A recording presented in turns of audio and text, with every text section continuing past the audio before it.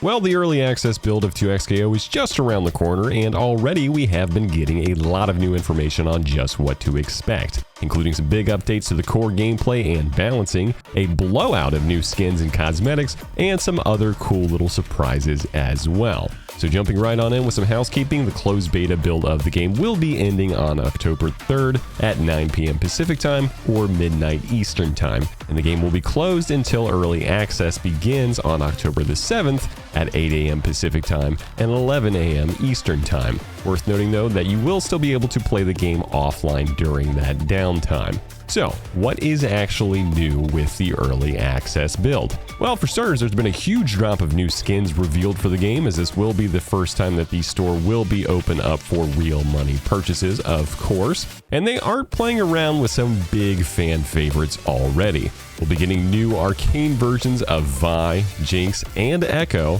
what looks to be new versions of Boom Boom Blitzcrank, LT Grey Braum, Resistance Alawi, Omega Squad Teemo, and a bunch of legacy LoL skins, and some stuff that was even available in Alpha Lab 2. There's a ton of excellent looking skins as far as I'm concerned, and the arcane skins are apparently going to be teased for a starter edition bundle that will hopefully save you some cash along the way, but no formal mention on just how much this stuff is going to cost us still quite yet.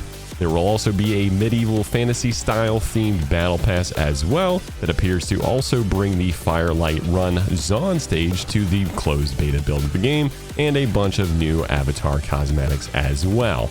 Of course, Teemo himself is also being added to the game as the 10th playable champion, and with him will come the Bandle Crossing stage of Bandle City, and if you pay attention closely to the background from the Teemo reveal trailer, you can see some cool little LOR Easter egg characters, as well as apparently just Kennen straight up chilling there in the background as well. So it's pretty cool to see even more champions kind of modeled for 2XKO, and that probably doesn't necessarily mean anything in terms of him coming to the roster, but a cool Easter egg nonetheless. Teemo himself still looks to be an absolute menace, but we won't have to wait very much longer to see just how much he will be.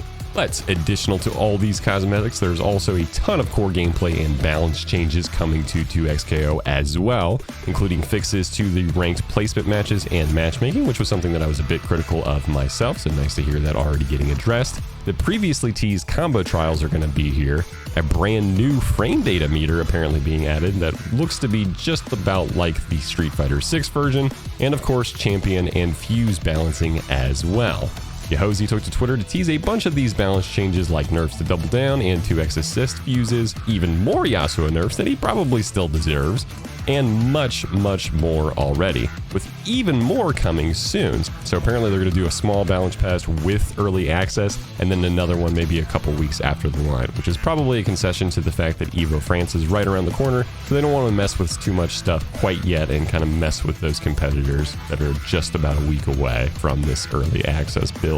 The new song that will be used for the cinematic intro that is going to be included for the early access build was also teased, and it appears to have the singer for the band Spirit Box on vocals by the looks of it, which will of course be joining the already shown off Polivia Let's Go theme song, so maybe that Polivia one will actually end up being the main menu theme. I'm not entirely sure, they haven't really gotten too specific on that.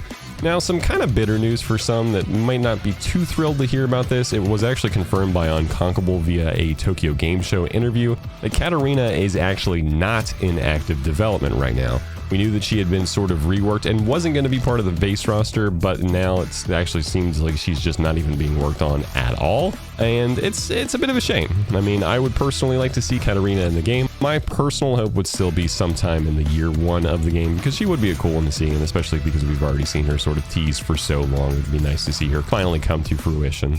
Even more leaks outside of that are twinkling around, but I won't talk about those here. Just be advised to stay off of social media if you do not want to get spoiled, because there is more stuff outside of just the Blitzcrank and Teemo stuff that of course was leaked ahead of time. There's even more already kind of circling around.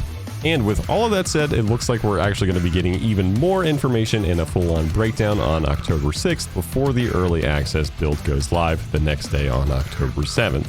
So keep an eye out for even more news. And personally, this might just be me, but I'm kind of expecting a few more big surprises. But maybe that's just wishful thinking, and of course, we will not have to wait too much longer to find out.